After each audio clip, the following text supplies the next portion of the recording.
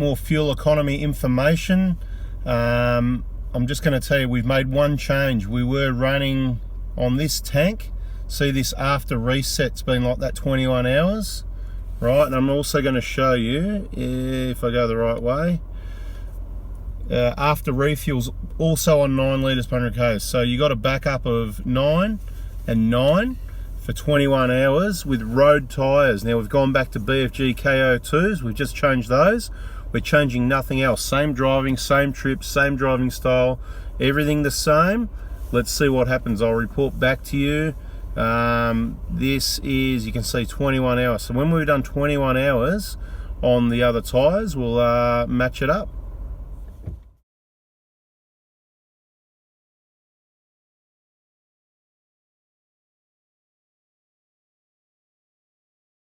Hey guys, quick update on the fuel economy comparing tyres. So at the moment, I drove the vehicle approximately 20 k's, and this trip, or after start, as you can see in that red line there, after start, that's what happened until I switch it off.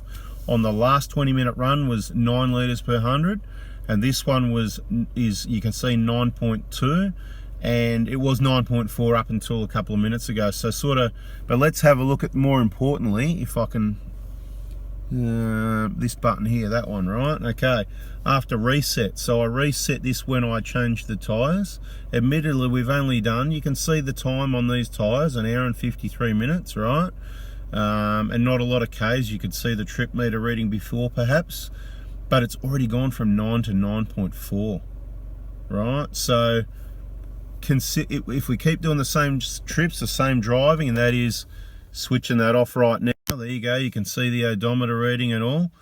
Anyway, it will gather some more information and put it together for you, and this will be a direct comparison from stock standard tyres to KO2s.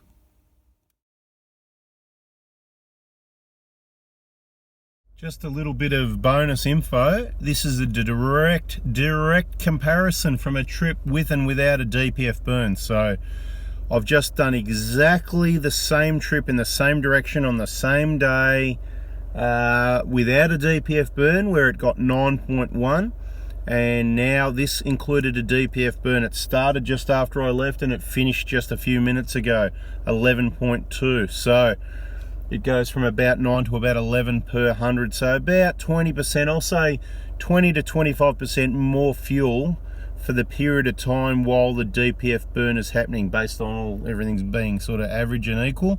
So, and obviously that only lasts for 15 to 20 minutes, or probably 15 to 20 Ks of about every 300. So you can calculate that into your fuel economy if you like, and work out how much it actually uses. So 2 litres per 100 k's for 20 k's. Yeah, I'm not going to do it anyway. And just you're thinking, oh, these tyres use so much extra fuel, you get a run like that, 7.7 over 26 minutes with an average speed of 49. But you can see the average since the reset of only 3 hours and 48 minutes is up to 9.5. So let's keep adding the data together for an awesome comparison of road tyres to off-road tyres. Quick little fuel economy update. This trip, 50 minutes, as you can see, average speed 62 k's, quite a bit of that ranging in 60, 80 and 100 k zones combination. And I've refilled the fuel recently, so this should give you another indication. After reset we're up to 9.7 already, and after refuel 9.7. so with a consistent 9 with the other tyres, so far up to about 9.7 with the all-terrains. The only thing I'll quickly add is I believe that all the stop-start driving, so the slower speed trips, the more it's going to make a difference. Once you're up to speed on the highway, I think it makes less of a difference. So, but let's just continue the testing and see what happens here, eh? Alright, here we go. A little bit of water under the bridge, you could say. That's one way to explain it. Oh look, even the dash has got a bit of dirty water. I've wiped that with a cloth. It's not clean enough. It looks filthy, doesn't it? Actually didn't notice that until I started this video. Anyway, I'll clean that next. Basically, there's some water under the bridge. So the first thing I suppose we can look at, we've done about 5,000 Ks. So this is now really a direct comparison to road tyres. Nothing else on the vehicles has changed, other than we've taken the awning off as well. So we had a 27 kilo Rhino Batwing up there. That's gone, so that should help it. But we've gone from road tyres, to be clear, from road tyres to the BFG KO2s. And we're not picking on the KO2s, they're awesome off-road, but this is what they can do to the fuel economy. Now, this is just since the engine started, 8 minutes. Let's have a quick look through some other data. I think it's down, isn't it? Right, now this one's called, what's it called? After reset. Right, now, if you remember when I changed the tyres, we reset the trip computer. What that means is when you reset that, that's what you've got between resets. So if you reset it every 5,000 Ks, then you can remeasure. 10.7. Surely it couldn't be that bad. Let's just go and have a look at our last trip. It was only a short one. 10.6. So we've got consistency. 10.6 on a little drive.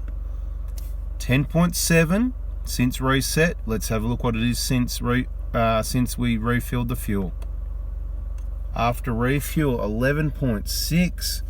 So, and that's done 459 Ks. I wouldn't say the driving's any different to anything else we'd done in the last 30,000 Ks. I suppose the other thing we need to look at for all data to be fair is the odometer. 31,000 Ks, 31.8.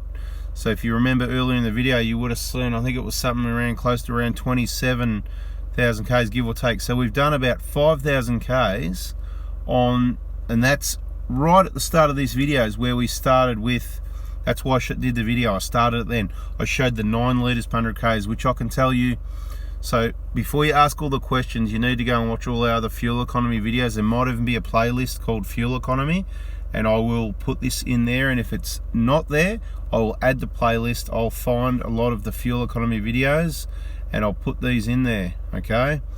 I'm just sitting here idling now so I can show you the data. So just quickly, the 9 litres per 100 Ks we were getting was very consistent. It varied a little bit because we were changing between road and all-terrain, so it was up and down a bit. Pretty consistent driving. So we purposely did a test for 5,000 Ks on the road tyres, right? And I can tell you that some trips I could get 7 point something, 8 point something, all depends on the trip. If you started off cold, how long you drove for, whether you're in a hurry or not, how aggressive you are, whether the engine was cold, uphill, downhill, headwinds and all that. But all things being fair, about 9 litres per 100 Ks was pretty consistent on the trip computer, and I can tell you the fill up was a little bit better than 9 litres per 100 Ks. So, you know, anything from about a half to 1 litre per 100 Ks better. So let's say the actual would have been about 8.5 litres per 100 Ks, which people are thinking, oh, that's really good. And what this video is to demonstrate is it's not really that good. So some people think, oh, I've got to get myself a 1GD. The fuel economy is so much better than a 1KD. No, wrong. Actually, I found the 1KD fuel economy is better. People with old 120 Prados can still get under 10 litres per 100 Ks, no problem. It's generally these modifications, bull bars and tyres and all that sort of thing. I'll give you an example. Our 120 Prado 1KD, pretty well fully modified, off-road tyres, heavy-duty side steps, roof racks, shovels, bull bars, storage systems, a lot of heavy stuff hanging off it. It weighs 2,800 kilos and it gets about 11 litres per 100 Ks. Actually. This weighs about 2,500 kilos. Now it's got the storage system in there, but all it's got is a flat rack. It's got a bit of a lift, not much. It's got the off-road tyres. It really hasn't got a lot to add weight to it. It's a touring setup. So, do these get better economy? I'd say certainly not. For argument's sake, I'd say it's much of a muchness. Is that a saying? You know, like, so if you put a side-by-side 120 Prado with a 1KD, brand new, and a 1KD and a 2013 150 Prado and a 2018 1GD, they're all, if you drove them the same, they're all going to pull about the same fuel economy. What makes the difference is the modifications, and this one was demonstrating how much the off-road tyres and nothing else absolutely smash your fuel economy, really. So let's go and have a look. This is getting worse because I'm sitting here idling, right? Wrong way, yep. So 11.4, disregard that because, as I said, short trip, you can see 13 minutes and most of it I've been sitting here idling for 5 minutes now. But the one you want to take into account was after reset. Right, now let's have a look at that a bit more closely. What do we got? It says average speed 49 Ks, 10.7. It says 4 hours and 34 minutes. That's not right. That's not what you do in 5,000 Ks. You work it out. If it was an average speed of 40 Ks, you'll probably find it's clocked over. It's probably an hour and 4. I haven't looked at that, and I haven't got time to think that hard in this video, but I would say 5,000 Ks at 40. I'm gonna just make the video longer. You can work it out afterwards, guys. Simple mathematics, right? 49 Ks an hour average. So 5,000 Ks roughly. It's going to be about an hour or whatever, 100 hours, sorry, so 104 hours, whatever it is anyway, right? But 10.7 is the important part since the reset, right? Regardless of whether the trip computer's right or not, and when I fill it up, if it's right or not, fill up's a bit better than the trip computer every time, anything from half to 1, I've said that. But we've got 1.7 litres per 100 Ks, okay? Now, in fairness, recently, in the last couple thousand Ks, we did a bit of a beach driving here and there. Not a lot though, but that would have made it worse. But we also did that previously, but not on the 5,000 K comparison. So in all honesty, from everything I've seen and all that, see, I get to see a lot of the after start. So this is the fuel one, okay? You can see it's getting worse. Again, we're sitting here idling. It's getting worse real quick since the refuel, right? This one is a good one to go by as well, but that's why at the start of the video, whoa, dropped you. That's why at the start of the video, I stopped and started a number of times, but I just wanted to finish the video. I didn't want to go on too much like I am now, but the comparison is, you know, forget about the 11.8, 11.9, right? The point is, I get to look at that every time I drive the car, and my estimation between all the data gathered from the vehicle, what we looked at in this video, and from my own experience looking at that after start, I'd say it's about a litre per 100 Ks. Very close, and you'll be surprised, but I'm telling you now, it's about a litre per 100 Ks more.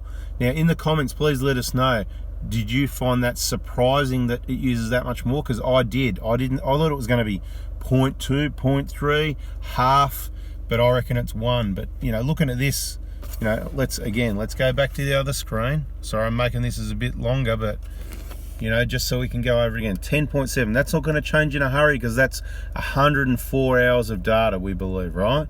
10.7. The driving, yeah, nothing really hard, nothing, you know, a little bit of sand driving, right? Not a lot. Where do we go? Yeah, we did a little bit there.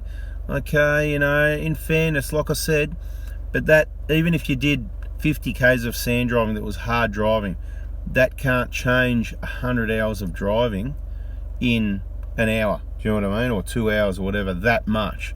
I'm telling you, minimum 1 litre per 100 Ks worse. Anyway, guys, thanks for watching. I hope it's been helpful. Hope I've explained it well. I've done the best I can. I'm sure some people are with me, some people are going, oh, I don't know what he's talking about. Anyway, take my word for it. Off-road, all-terrain type tyres use a lot more fuel because they're heavier. The tread rolling resistance, stuff like that, and tyre pressures play a big part as well. Having your tyre pressures, you don't just pump your tyres up to get better fuel economy, but it will have that sort of effect. Anyway, guys, thanks for watching. Please give us the thumbs up. Hopefully that's been helpful. Sorry I made it a bit longer. I was trying to keep it down, but, you know, just waffling on. But hopefully it helped you with understanding that fuel economy a bit. Thanks for watching.